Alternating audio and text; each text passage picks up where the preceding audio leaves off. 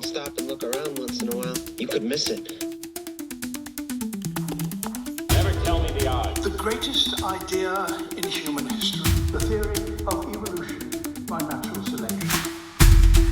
You must unlearn what you have learned. As a date with destiny. In order to be able to think, you have to risk being offensive. We're living in captivity, and it's time to break free. Welcome to A Wilder Life with Eric Edmeades. Trauma doesn't just live in our minds. It lives in our bodies, in our relationships, in our societies. Today on A Wilder Life, we're joined by Dr. Christy Gibson, a physician, trauma therapist, and the author of Modern Trauma Toolkit and the voice behind TikTok Trauma Doc. She's making trauma science accessible, humane, and urgent. We'll explore how unresolved trauma shortens lives, why healing is a collective act, and what it means to build truly safe systems, whether families, workplaces, or communities. So if you've ever felt a little off and you didn't know why, or wondered what it looks like to go through trauma and then not necessarily heal, well, it's time to lean in. Let's join Dr. Christy right now. Christy, thank you so much for being here. I'm looking forward to this conversation. I'm sure it's going to be fascinating. Yeah, me too, Eric. Thanks so much for having me. Good deal. So I find this to be just a generally fascinating topic, and I know that we have some alignment on our feelings about the pace of change that we're living through at the moment and so on. But what I do want to start with is I really always like to know, what is the driving force behind your work? What made you wake up one day and say, this is it. This is what I want to bring into the world. What made that happen?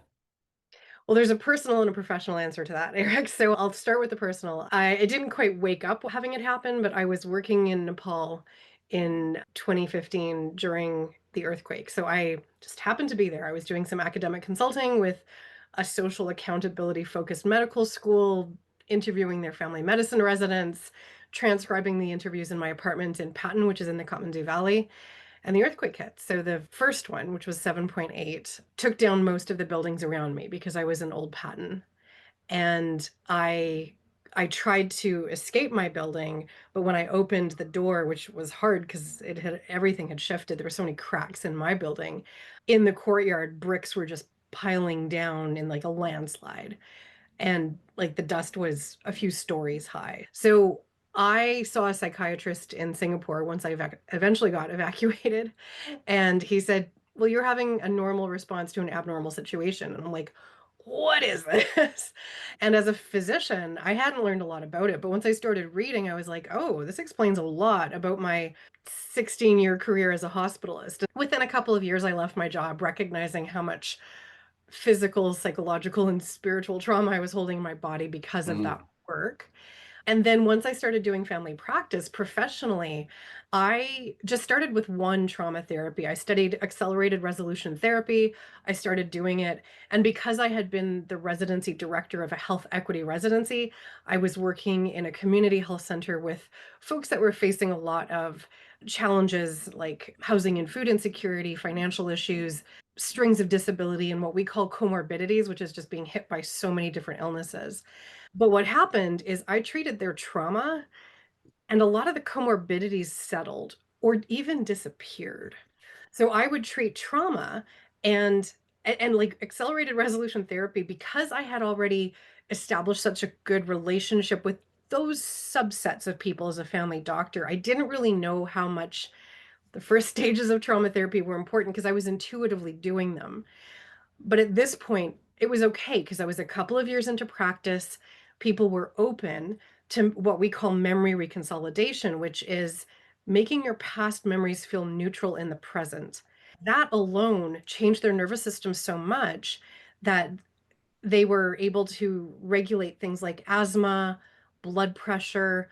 One woman, I remember so distinctly, in the 3 years that I had been her family doctor, her diabetic numbers were off the charts. So in medicine in Canada, we call that like the hemoglobin A1C was like 14, 15, Wow. twice as high as it should have been. I did one trauma session with her, and it has remained below 8.5 since that day. And what she said to me after, I won't get into her story because that's her story, but the thing that she said to me was, I now feel like I'm back in my body and I'm remembering that it needs to be taken care of. Mm-hmm. So, both personal and professional experiences were quite shattering in terms of my own experience related to trauma. And to me, it's the most upstream intervention that I can do as a physician because I do take a really neurobiological approach to it. And Yeah. upstream just means like I'm intervening at the root causes in a really different way now. And I still do primary care, but I love doing trauma therapy. I remember years ago hearing, I think it was Tony Robbins, and he's standing on stage and he's talking about like, the healthcare system. And he goes, like, you've got doctors who spend all this time and money to go to medical school and they're there because they have big hearts and they want to help people. And now, they're standing on the bank of the river and they see somebody in the river drowning. So they run in, they grab the person out of the river, they bring them onto the shore, they give them CPR, they get them breathing again. And no sooner they got that, they hear somebody in the water calling, help, help. And now there's two people drowning in the river. They jump in and they pull those two people out and they spend the whole day doing this, but they never went up the river to find out who was throwing them in. And it's sort of that when you talk about that upstream thing, like we could make such radical change in mental and physical health by moving so much of our effort upstream. I love what you were when you're talking about diabetes. It's so people, of course, we know diet and lifestyle impacts that. There's no question about it. But what people don't often recognize is their emotional state has so much to do with it. When you're super hypervigilant, when you're pumping a bunch of adrenaline, your body shifts the way it processes sugar. So what you found, if I'm understanding, is you took somebody basically from fairly serious type 2 diabetes, which of course could have had long-term impact. We're talking circulatory problems, amputations, loss of eyesight, cancer, heart disease. I mean, it's people often think of diabetes as being, just this. No, it's serious. But by resolving or helping her to resolve that trauma, and I think the way by consolidating that memory, making that memory neutral, she moves all the way down to pre-diabetic range. And like that's really big shift. Are there other examples of real significant physical turnaround that you can give us that are like that? Well, I mean, I can share my own story of high blood Sure. pressure. Yeah. I knew I had hypertension, but I would get really symptomatic when I was working the night shift in the admitting role as a hospitalist. So I would be downstairs in the emerge working, let's say my 20th hour. So it's 3 in the morning, and I would just get these waves of nausea and sometimes like a pounding in my head. And I'm just like, oh, I'm so tired right now. But you push through. This is the apprenticeship model. You're supposed to, and I'm going to use a whole bunch of words that I will then explain, suppress your interoceptive capacity, which is not listening to the messages that your body is sending your brain. So I got really good at just pushing those down and being like, what do you mean hungry body? What do you mean sleepy body? And around 3 in the morning, I'd get this natural cyclical cortisol spike, which is when a lot of folks have heart attacks between that age, that hours of like 3 to 6 in the morning. But as soon as the cortisol started spiking, my blood pressure would skyrocket. So I did two 24-hour blood pressure monitors. One was during a hospital shift, and my pressures reached 220 on 120. Like I literally could have had a stroke on the spot. And then I did one on a day off and it was 120 on 70. Like it could not have been more normal. So they were like, holy crow, do you have like an adrenal tumor? Like, is there something in your body pumping out extra cortisol? I had a hypersensitivity to cortisol. My body will get the same amount of adrenaline that another body would potentially get. And my sympathetic nervous system, or that fight or flight system that helps the body move, mine would accelerate. It would just punch the gas pedal. And so for me, I had to quit my job because they couldn't modify Yeah. enough for me to be safe there, and just sit down and really think like, how can I manage my cortisol levels, and how can I manage, because it's all interconnected. So when I say trauma, these responses are encoded in my amygdalas about when I was unsafe. And so I was getting those messages from inside my body saying, hey brain, we're not getting our basic needs met. And so Mhm. those danger signals were coming up from inside me. And then they were also everywhere outside of me. Pagers going off. Somebody on the ward is coding and they need me to run upstairs and then come back down and figure out what, semi-lethal condition was in front of me. The amount of life or death scenarios that I would deal with on that 24, well, and sometimes they were 30-hour shifts. It was untenable. And my body was telling me that through my trauma system, through my amygdalas saying, there are threats here. And some of the threats were coming from inside the house. But what we fail to recognize kind of communally is how many threats coming from outside the house are setting up that same cascade in all of us. So the way I tend to look at emotional response, emotional regulation, trauma response, and so forth is that we evolved the neurotransmitters and receptors that we have because that was the optimal system for helping to drive our survival when we were living in a different way. In the same way that a bald eagle flying from Camel River to Nanaimo has much better eyesight than you or me, in the same way that a white rhino has terrible eyesight but much better smelling than you or me. They all evolved the right level of eyesight, hearing, smell that was optimal for their survival, as did we. I would argue that we did the same thing around our emotions. We evolved emotions that were designed to get us through that. And now we're living in a time when we're being killed by our own emotions. I mean that in a nearly literal sense. Here we are living in what are arguably the very best times for the individual person, notwithstanding the suffering that exists, but for the majority of us, we're living with less poverty, we're living with more parity, we're living with more certainty, more security than ever in history. And more people are anxious, more people are afraid, more people are hypervigilant, more people are on psychoactive medications, more people are addicted to illegal medications, more people are alcoholics, more people are killing themselves. What is going on? We evolved emotions that apparently were optimal, and it's like they're not that optimal anymore. Well, and there's a few things to unpack there, because you're right in that we are just complicated mammals. And so our stress system evolved to take care of, and this is, exactly the theme of your show. Our stress system evolved at a time millennia ago where the stresses that we were encountering, we could fight or flight from. Certainly not true in the modern world, but our stress neurobiology hasn't caught up to the facts of modern life. And so our modern stress response doesn't match what we kind of evolutionarily used to face because human society evolved into these different kinds of modern stressors to which fight, flight, or freeze, collapse are not suitable responses. They don't benefit us, they don't get us out of the situation, and we can get stuck there because we get in these loops.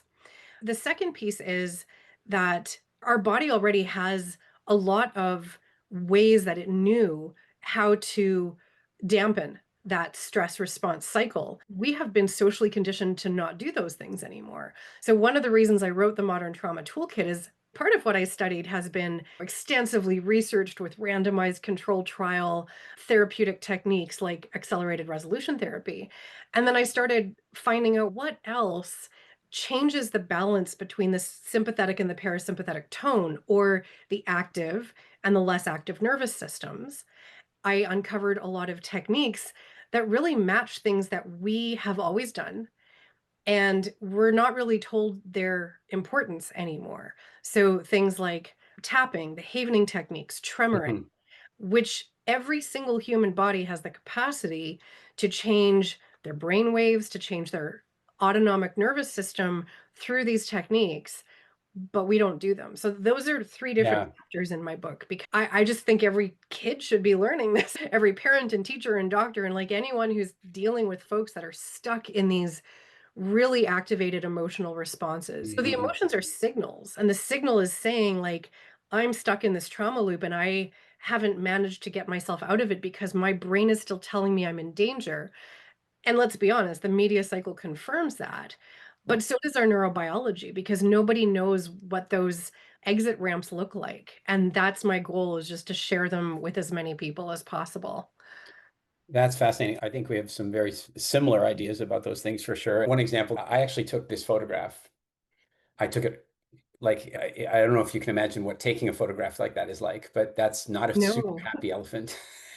And it's super close to me. When you're in a situation like that, and I've been in them frequently, I've done a lot of wildlife photography and I've had animals make attempts on me a few times. But when you're in a situation like that, you immediately start pumping a bunch of adrenaline and cortisol and whatever, and you're pumping these things because they are ideal. they're very helpful in that moment, but they don't make you smarter. Adrenaline, I always say, is not a smart drug. It just makes you very focused on this given, and it gives you the speed and the strength and what have you. But equally, you can get a legal summons in the mail and produce those same chemicals. Oh, And my advice is you shouldn't even read that piece of mail with those chemicals, and never mind respond to it. But what I'm curious about is two things, really. I think that on one side, I feel like our life is so easy now that part of the problem is we are not calibrating our trauma responses. We're not calibrating our adrenaline production. And then the other side of it is that our society has set up rules and structures that reward being a victim, that trap us in the cycle. And so I'm curious about both of those things because this elephant situation, for example, I was in a similar one where two rhinos came straight at me and they were going to kill me. I was there with two guides and one of the rules in those situations is you cannot run. So you really have to activate. There's no fight because you're not going to win. And there's no flight because if you run, they can hear you. And if you run, they will follow you and then you'll get an awkward piercing. So you don't want that. So freeze is actually the only response, but it's a hell of a hard one to consciously do. And I did. I just froze and took photographs and trusted that the rhinos would stop. The guides afterward asked me, like, how did you do that? Everybody runs. Why didn't you run? And I started thinking about it. And I've been in a few of these kind of really tough situations. I was in a casino once when 4 guys with assault rifles started shooting. I did not panic. I did not flee. I went into the kitchen. Everybody else ran and screaming. I'm not doing that. I'm going in the kitchen. And then I went into the pantry. Everything I did was textbook. And I spoke to a special forces security guy about it months later. And he's like, how did you know to do that? I don't know. But what I do believe happened is that I went through some really tough stuff as a kid. I went through some serious stuff as a child. And I feel like, in a sense, what happened is it calibrated adrenaline for me to some degree. So when these things happen, my body produces adrenaline, and I don't panic because I've been there before. And I think if you think like your grandfather probably faced, like life-threatening things multiple times a year. His grandfather faced life-threatening things probably on a monthly basis. We don't face them at all. And now the legal summons feels that way. Do you think there's anything to that? Like, is part of the problem that we're so damn safe? It's an interesting question. I haven't thought of it that way because I actually think, well, like if you think about the causes of traumatic reflexes, it can be both experiencing traumatic events, but also witnessing them. So I think Yeah. we're witnessing them to a greater degree now. Every war is on our cell phone and we can see the details whether or not we've been deployed. So Everybody wants the planes hit the towers. I don't know that we feel safer in the body. And the difference in the story that you're describing and what I see in my patients and collectively right now is what you're describing is being able to have your conscious awareness make decisions for you, and you are able to activate your thinking brain or your cognitive capacity. Whereas when most people, when their amygdalas are firing and saying, hey, this organism is under threat, and it sends you down the pathway towards fight, flight, or freeze, it doesn't actually allow your thinking brain to participate. It's a reflex. So it's the same as when I, thump a part of your body with a reflex hammer and it jolts. That is a reflex, the same way as what your amygdala is programmed to do.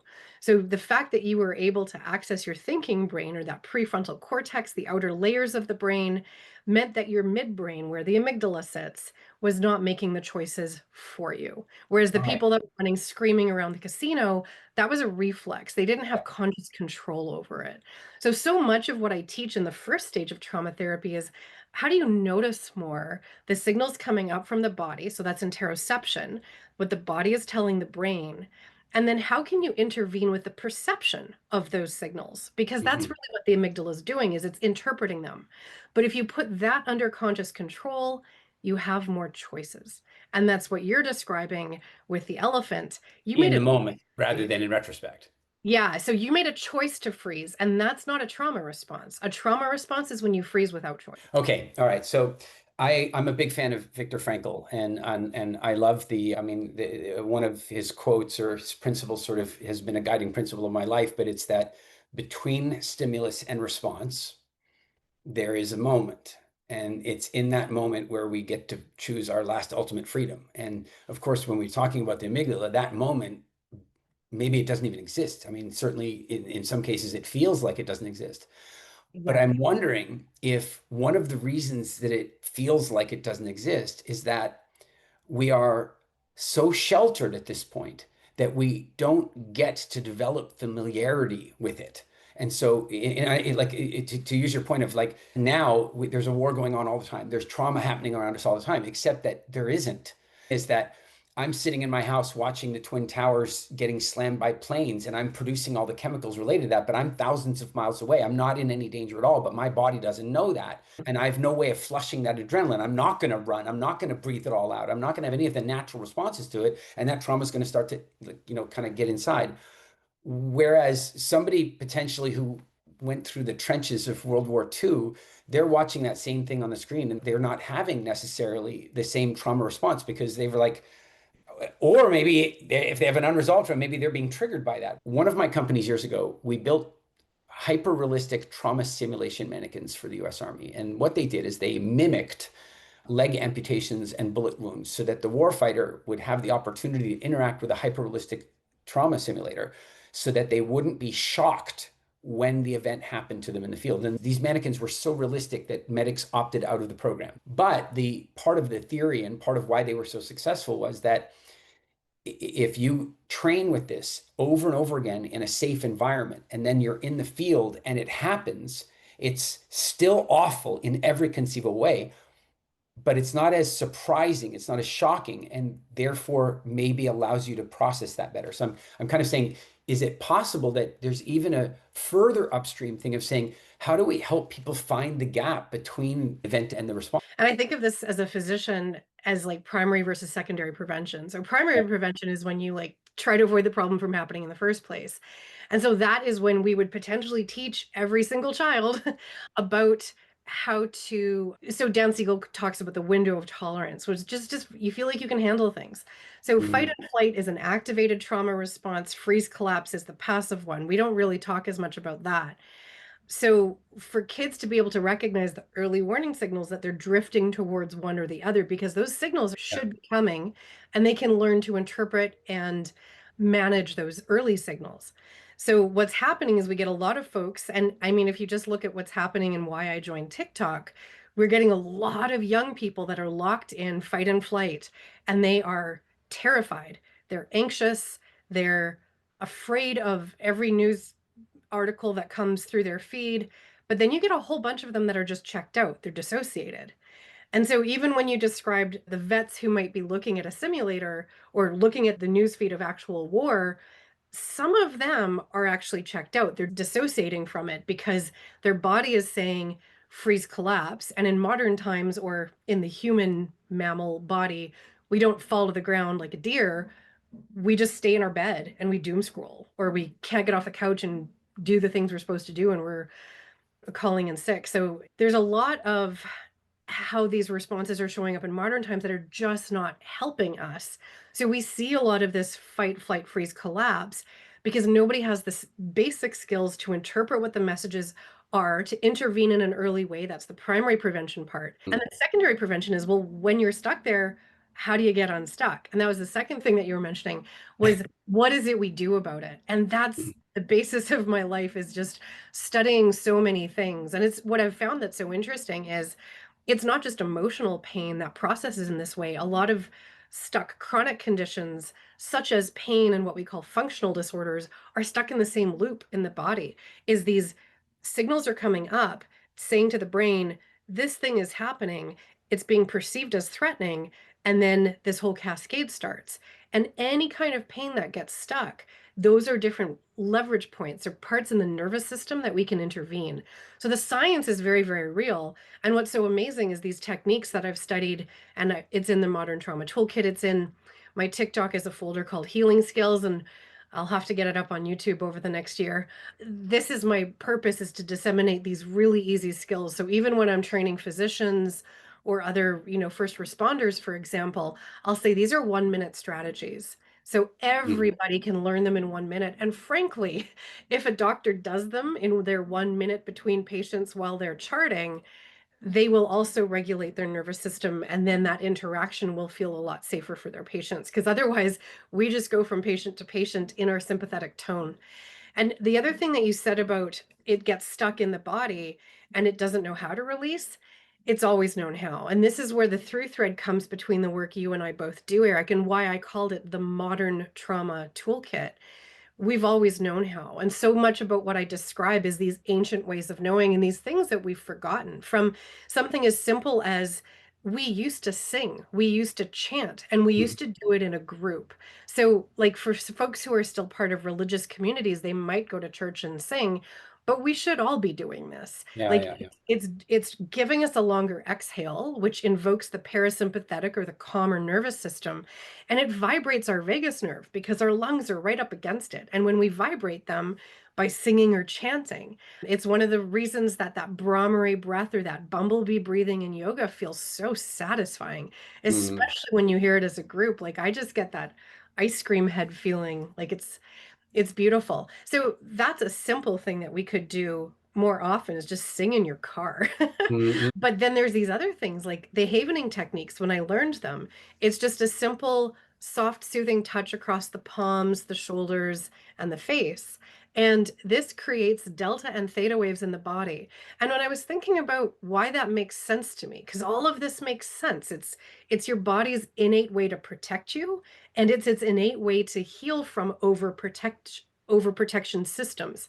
So many parents naturally just run their fingers loosely over their child's face to soothe yep, them. I do it. When we're stressed out, we might hold somebody's hand. We Yep. might pat someone on the shoulder or give them a hug. All of these are activating the delta and theta waves that are within the havening techniques. We've always told allegory through stories and metaphor. I mean, indigenous folks in North America, this is how they transmit wisdom. And imagery and metaphor is the language of the subconscious. So I don't personally believe that cognitive therapy can unlock a stuck amygdala. Imagery and metaphor is one of the best keys to open that door. And then the door is the body. So Mm, a lot of what I'm teaching in the Modern Trauma Toolkit is something your body already knows, but has either been socially conditioned to forget or we just haven't been taught it. hmm The singing thing is fascinating to me. I have, over the past 15 years or so, I've spent a great deal of time with hunter-gatherer tribes, like proper nomadic and non-farming hunter-gatherer tribes. And I can tell you that pretty much every night they sit around the fire and break into song. And in some villages where there's more than one fire, you can actually hear the songs at different places in the village because it's such a consistent part of their culture. And one day I was thinking about that, and because I found it very calming, and you could see the same thing for everybody else. It was like it's really a joyful time. I was thinking about that, and I think one of the reasons that we can talk about the value of the vibration and the brainwaves, but I think there's another side to it, and that is that we wouldn't be singing if we weren't safe. Like if you're in camp and you hear a leopard, nobody's singing. They're quiet. They're listening for the leopard. It is only once the environment has felt safe enough that our ancestors started strumming and singing and doing that stuff. And so today, when we sing, in a sense, hearing people around you singing is a sign that that's another set of eyes that confirms that the environment is safe. So I think there's the physiological part that you're talking about, but I think there's also a very strong social part. Another example is the touching. Like, you mentioned EFT earlier. And when I first, discovered EFT, and Dawson Church is a good friend of mine and some of the others in the EFT world, when I first started looking into it, I'm always looking for the evolutionary underpinning. And next thing you know, I'm watching videos of chimpanzees. And what are they doing? They're bloody tapping. Like they tap, and they very often tap on the same spots that the EFT people talk about. It's like you said, we've always known, right? They know. But there's another version, and that is that they groom each other, and they groom heavily. And when they groom, their cortisol levels come down. But guess what? They only groom when it's safe. So it's a funny thing that, if there's a leopard over there, nobody's grooming anybody. But once the forest is safe, then they resume the grooming. So in a sense, the act of being groomed is a communication to your DNA that you're safe. Related to what you're saying is that one of the problems is we're not singing. So we're not being told it is safe. We're not touching. We're not having as much affection. We're not having as much community. And many of these things just, they have a physiological benefit, but there's also just this, they make us feel safe. And geez, I mean, looking around, we're living in the safest times ever, and yet people are not feeling safe. I think both things can be true in that, like, I grew up in the 70s and 80s, so there was this threat of nuclear attack. I remember the movie The Day After, and my mom was like, "Absolutely not. Like, my kid does not need to see this at the age of 9." And I'm really glad she made that choice for me because I am so sensitive to my adrenal gland output. Like, my cortisol system is a little haywire. So, way to go, mom. So, the messaging that we get is definitely one of a lack of safety. And I think that there is Mm, some benefit from, I mean, capitalism, but like politicians to conduit that lack of safety. I've also studied extensively in climate psychology and environmental health. I know as a species, we are not currently safe just from a climate perspective. So, like a lot of those tipping points have passed, and I think we've actually collectively dissociated. So, my second TED talk is about a collective dissociation when we're not even able to acknowledge the harms because we don't feel we have the adaptive capacity to face them in any real way. So I think a lot of these things can be simultaneously true. And as you described this sense of safety with the people around the campfire that can sing, I think about people who were plantation slaves and they would sing while they were sowing or Yep. harvesting. They weren't safe, and yet they sang. So I don't know that safety has to Hold be on, the hold on, hold on. I'm with you. I'm with you. I just want to point something out. And it's a very fascinating thing about perspective. Viktor Frankl was shown a photograph of a bunch of prisoners, rake thin, ribs poking out. And the person said, that must have been absolutely awful for you to watch that, to see that picture. And he goes, no, that picture gives me joy. And they're like, what? How? And he goes, being in the hospital was the one time when we felt safe. It was the one time when we felt secure. They wouldn't feed us, but we didn't have to work and we weren't threatened with death. It was the one place where we felt safe. So I would put to you, and it just, look, I've never been there and I don't know, but the singing while they were working was done because that was the time they actually did feel safe. They were not singing while they were being whipped. And so there's a little bit of a matter of perspective. I'm not suggesting they were safe, but is a matter of perspective in their whole life experience. Singing was the thing that made, I think, might have been the thing that made them feel safe in that moment. And surely if somebody came along and started abusing one, the singing would stop because now actually not safe. So I just put that it just popped in my head because of the Frankel thing, that we in our life experience look at those types of things and determine how we might have felt. Whereas Frankel will tell you, no, that was actually pretty cool. It wasn't cool. But it compared to what he was living, it was. Yeah, I mean, it's an interesting thought, but I just don't know what's the chicken and what's the egg. Like, if you are singing, does that mean that you are safe, or is it your body trying to give itself a reset? I don't think you have to be safe and feel safe in order to get the benefits of the exhale invoking your parasympathetic nervous system and the vagal tone. I think you will benefit regardless. Mhm. And that's what I'm trying to show people is even if you're getting the signal that you're not safe, these different skills and techniques and processes, you can personalize the things that will give your nervous system a reset. So I don't necessarily know that feeling safe is a precursor to these things being Okay. adaptive and still be strategies. My point is, and I can use another example. We know that if you walk into a room, many people, if they walk into a room and they hear birds chirping, they have a reduction of their stress. I believe the reason for that is the same idea. If you are sitting in sub-Saharan Africa where your DNA spent the vast majority of its time and the birds are chirping, there are likely no predators near you. And so the birds chirping indicates to you that and if the birds go silent, you have to look around. You're like, holy shit, the birds have stopped. Now, what I'm saying is that you can now take somebody who's, say, having existential fear, they're concerned, they've just seen on the news there's been a terrorist attack and they're feeling very unsafe. You now know what some of the inputs are that stem from our history that make us feel safe. For example, certain types of breathing. So they may not be safe. There may actually be danger on the news, but the breathing will help them to feel safe. The singing will help them to feel safe. The bird chirping, the sound of running water, those Paleolithic signals will help them to feel safe, even if the environment isn't necessarily safe. I'm not saying that those things are precursors to safety. They are communications of safety. You got it. I do believe that. And the other thing that we're mentioning without kind of spelling it out is that community focus. So when you say they were sitting around the campfire together, or they were sowing the fields together, or they were in the hospital together, trauma is very rarely experienced without having a sense of isolation. And you can feel alone in a room, no question. A lot of neurodiverse people feel that way because they don't feel like they're belonging. But one of the mitigating or preventative strategies is to have a sense of community. And there's a lot of things that we know from a neurobiological perspective, which is one is co-regulation. So I mentioned that it would be really good if doctors regulated their nervous system before they popped in a room, because how we show up in a room will really affect the nervous system of of that person. And that conversation will go very differently depending on No kidding. everybody's nervous system in the room. I'm sitting in a hospital room in Halifax, Nova Scotia. I've had second and third degree burns. I've nearly lost my arm.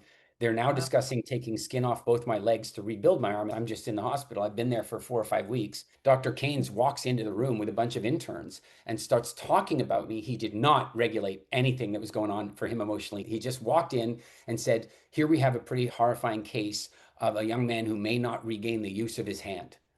And he said it with the pain. And that was the first anybody told me that. Like, nobody had mentioned that, like, that's how I found out. And I can tell you, had he taken a moment to regulate his own emotions and then come in and spoken to me in a more regulated way, we might have had a more productive afternoon. The way he did it, it didn't go very well. I'm sorry that happened. I mean, I'm not. and this is like, when we think about hospitals, they're supposed to be environments of safety, and most of the health workers don't have that within their own systems. So much of my mission is to help folks, and like, I mean, there's so many possible reasons for that to happen, but a lot of us end up dissociating as we think of, instead of a human being who's suffering, we think of, the disease entity or the surgical process, and we kind of disconnect from the humanity. And that's one of the coping strategies that we have to kind of get through this job that is just innately so existentially hard. And I don't think we really sufficiently admit that to ourselves. It's starting now, but certainly when I was studying medicine in the 90s, it wasn't something we talked about at all. But I mean, I studied medicine before the ACE study came out, which was the adverse childhood experiences. And you also mentioned that you'd gone through a very difficult childhood. Everybody's nervous system has the capacity to be different based on that. So for you, you widened your window of tolerance. You are more able to have conscious control over your reflexes than a lot of other people would. But the folks that I see, and I work in both addiction medicine and refugee health, they have very narrow windows of tolerance. The refugees do not feel safe yet. They've been unsafe for such a long time that reflex is stuck. Fireworks, the subway system, a crowded mall, everything is activating their systems. When this thing happened to my arm, I was working at a gas station in Halifax, and a guy flicked a lighter at me when I had petrol all over my uniform. And of course, I was lit on fire. That's how it all happened. It resulted in, I was in the hospital for 6 weeks, and I had to have graft surgeries and a bunch of, it was very painful. There was addiction in my family, and I had a level of awareness of addiction that most people, even now, they don't have. But at 18, I declined pain medication because I just didn't want to walk out of the drug addicted to Demerol or Tylenol 3 or whatever it was. You can imagine I went through tough times, but what was fascinating is that I came out of that, and now if somebody flicked a lighter next to me, I was immediately having PTSD response to that. The smell of gas would make me immediately, and it started to encroach on my being. I couldn't be around people who smoked, which frankly probably wasn't a bad thing. But the fact is, if they flicked their lighters, it would, and my response to that was very counterintuitive, but my first response was to go back to the gas station and get my job back. And so I went back to the gas station and pumped gas. I had this instinct that said, get back on the horse. I have to go confront this smell. I can't live in a box like this for the rest of my life. And then I did that. And then I moved. It was after this. I was sort of better about it. I wasn't so jumpy, but it still was in my awareness. I became a fireman. I became a volunteer fireman in Peggy's Cove in Nova Scotia. Forest fires, car fires, and I'm done. Like, I make fires with my bare hands, completely handled it. But I can feel that after the event, there was this box of experience closing in on me. And I felt like, if I kept hiding from the things that were causing this, that those walls would continue to close. And I don't know what it was that made me want to push out against it, but I am super grateful today. It's interesting. I'll just acknowledge the extent of what you went through and the strength it took to be able to do that. But then my question is around how that was possible for you, but might not be possible for all people. So we have these genetic and epigenetic environments. So your body inherited, like you described, what each of our grandparents went through.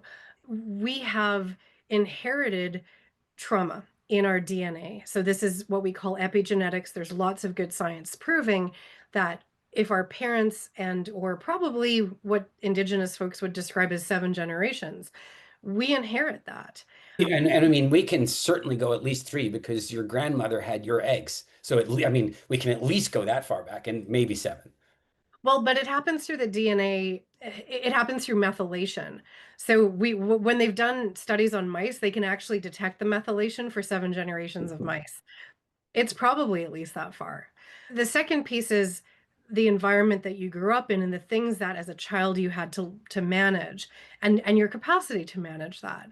So if you have a family of kids that all grow up in the same environment of abuse or neglect, not all of them are going to have the same response. Some of them might be within their window of tolerance even through that, and they can manage to not be stuck in a trauma response as an adult. Some of them might go down the pathway of addiction because that substance is solving a problem for them. Yeah. Some of them might be stuck in fight and flight. They might be really angry and irritable and jumpy.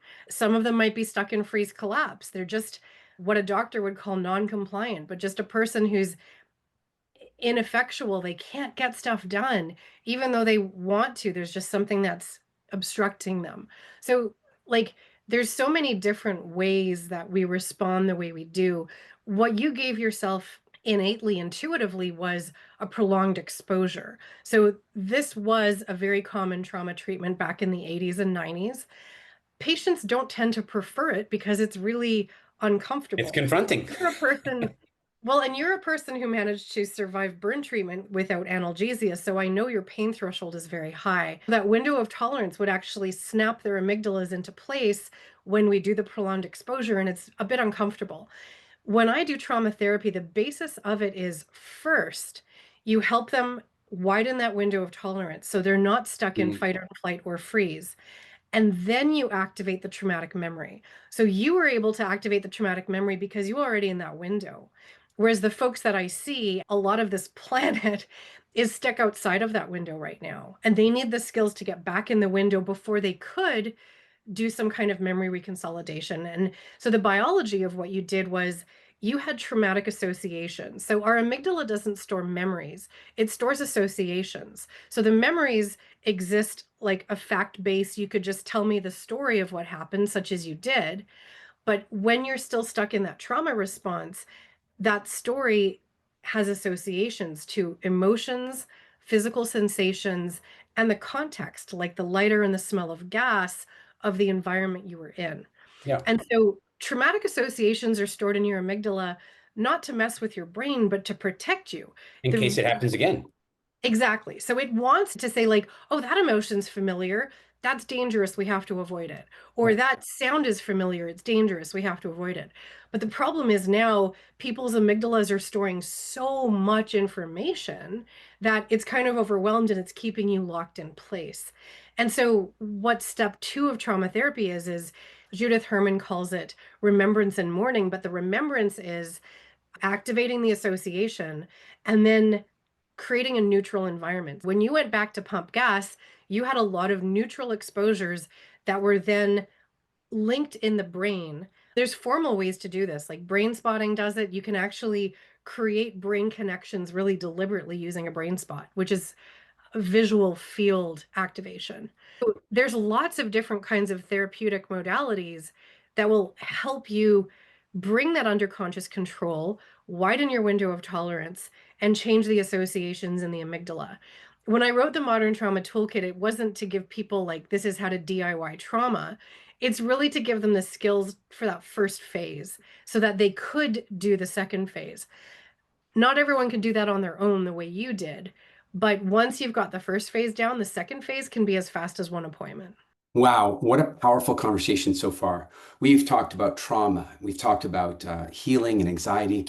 And as we move into part 2, in case you want to go even deeper with this, we're going to talk about the media's influence in collective anxiety and how these things are affecting all of us. So I hope you've enjoyed part 1, and I hope you'll tune in for part 2. I hope you've enjoyed this episode of A Wilder Life. Please leave a review and share it.